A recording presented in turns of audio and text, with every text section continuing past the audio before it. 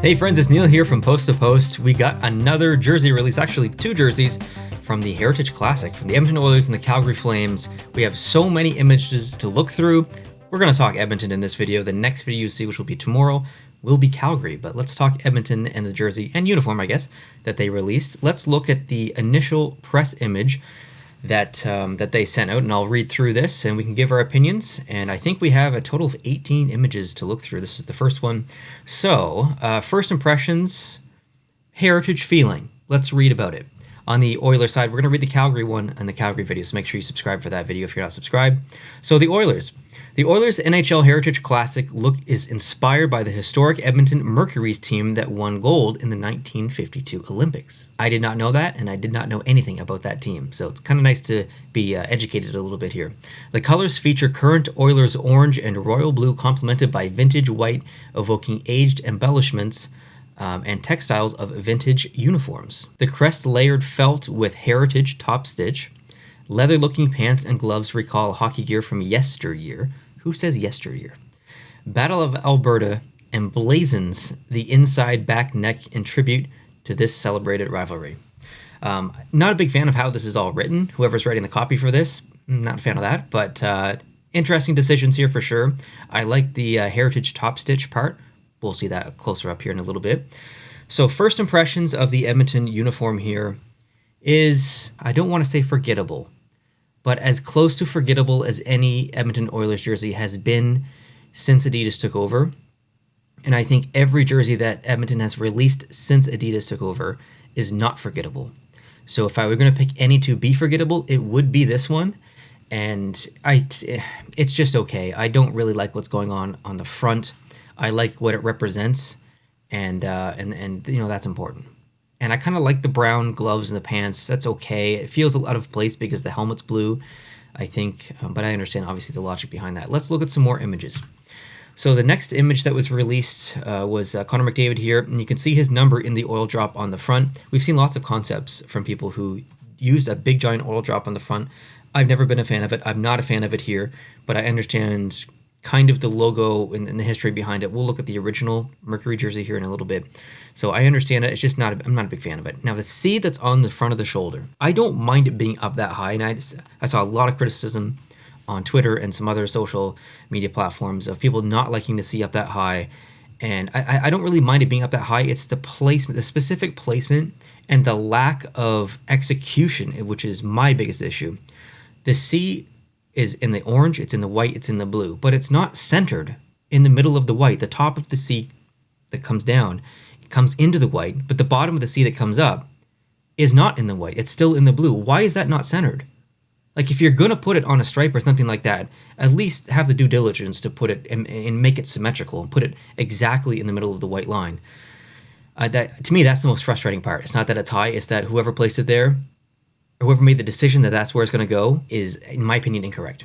And then you get that little tiny bit of orange sliver just underneath the top hook of the C in the middle. It just, I don't know. It just doesn't make sense to me. Let's go to the next one. We've got a bit of an action shot here. So you'll notice that there's a different number in the actual oil drop here on the helmet. That's because whoever is wearing the jersey, they get their number not only in the back, not only in the arms, but obviously in the front of the jersey and the helmet too. But in that oil drop, every jersey will be different, I guess. So the next image here, just another one. I mean, it's nothing really new here. I like the shoulders, actually. I know a lot of people don't, but I'm okay with them for sure. The next image is a close-up of that kind of heritage top stitch. And yeah, that's awesome. I actually really like that a lot. I think that was a wonderful decision. You can see the numbers, the exterior of the oil drop, and then the letters down below, and then the exterior of kind of that holding pattern or the holding ribbon or whatever. It's good stuff. I like that a lot. The numbers, it looks excellent here. That top heritage stitch looks amazing. I think that was a wonderful decision. I believe that this is in the arm stripe, which holds the numbers. This next image is the back of the jersey. Obviously, you can see the nameplate there and the heritage stitch on the number. Again, it looks really, really good. And then this next one is the actual event logo of the Heritage Classic. And yeah, it looks good. I actually really like this logo. Nothing to complain about here. They did a good job on this.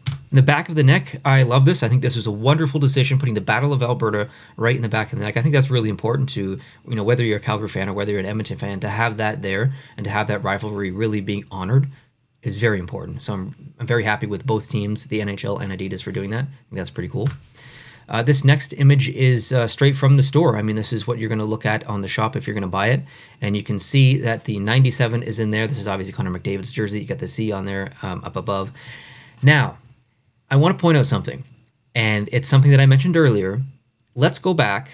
Just first, look at the C on this jersey and look at the placement of the C on the jersey. Now, let's go back to one of the ones where Connor McDavid is wearing the C, and you can see it up close. Does it look different to you? Does it look maybe it's in a completely different spot? And by different spot, I mean down like an entire 1.5 or 2 inches. What does this mean? Does this mean that the C is going to be different regardless of who places it? If the team puts it someplace, does that mean that if you buy this from the NHL shop or Adidas or whatever and it's stitched and it has a C on there, is that going to be in a different spot than where it was when he wore it by the team?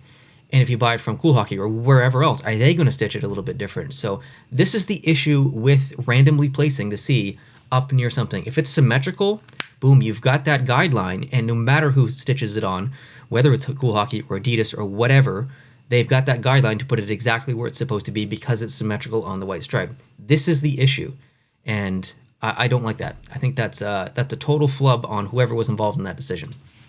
The next image is the back. That looks pretty good. I like that. The next image we have is Draisaitl, so you can see his number in there, and again, regardless of who you get on the jersey, who's stitched, their number is going to be in that oil drop. Well, what happens when you don't get someone stitched? What if you just buy the jersey blank? Let's take a look at that. It's just blank. And to me, that looks ridiculous. Like, I do not like that at all. If you're buying this jersey blank, I don't think you're making the right decision. If you are going to buy this jersey, I think you should get it stitched just so you have the number in the front. It just looks silly blank like that. The back of the jersey blank looks totally fine. Nothing really to say there. Let's look at the actual inspired jersey that this comes from, the 1952 Mercury jersey. And you can see the kind of replication of the logo. It's been obviously modernized for the Edmonton Oilers. They've got their kind of oil drop in there. It doesn't say Olympics. But the back of the jersey, to me, is the most interesting part. Look at the nameplate and how it's kind of... it's got so much life and personality. It's like laying on a ribbon. It's a little bit curved, almost like it's blowing in the wind.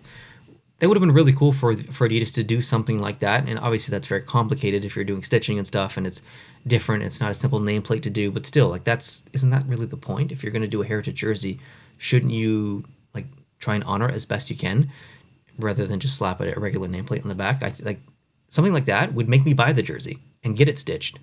As is, I don't really have any intention of buying this jersey. The next image I have here is some hats, actually. So this is one thing that Adidas and Fanatics and all these all these companies are really trying to execute when they come out with a jersey or a specific theme or a series. They're putting out sweaters and t-shirts and shorts and hats and all kinds of stuff to capitalize on merchandising sales. So I just wanted to show this. I obviously collect hats. I've got one for every team and more. So I wanted to show this in case anyone is interested. This, to me, is a pretty lackluster hat. It looks like something you buy in a gas station. Just doesn't really do anything for me. The next hat here, I think, is much better. It's more of a trucker-style hat, so maybe that's more gas station. But I just like the way that the logo sits on there, blue on blue. The previous one, I'll go back to it, it just kind of stands out awkwardly. So I like the one on the blue better. And then the final one is just the event logo, and I think that's the best of them all because it honors both teams, it honors the event, and I think it just looks a little bit better in gray with the striping in the background. In general, I don't really think any of the hats are that nice. I think it's just a template that they throw a logo on and call it a day.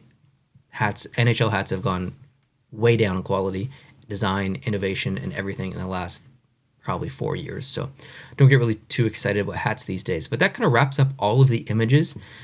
I'll throw up one of the images we can look at just as I close this out. So if I'm rating this out of 10, I think this jersey is probably like a 5, maybe a 6. If I'm rating the uniform, maybe a little bit higher because they really leaned into the kind of brown heritage look. So we'll say the jersey's 5 and the uniform 6. Overall, I'm not really crazy about it, to be completely honest. It's just okay. It's relatively forgettable. I think I like this one more than the Calgary one because the Calgary one is even more forgettable than this one. I don't think the Calgary one's bad. I don't think there's anything wrong with it. I just think it's really, really forgettable. So if I was going to buy any, and I'm not, I would probably buy this Edmonton one. But as always, I'm very curious to know what you think down below in the comment section. If you've got a couple of minutes, please let me know. Are you buying this one? Do you like the Calgary one more? Are you buying both? Are you buying none like me? Let me know your thoughts and maybe how they could have improved it or went a different direction. Thank you so much for watching. I appreciate you. Hope you're having a great day.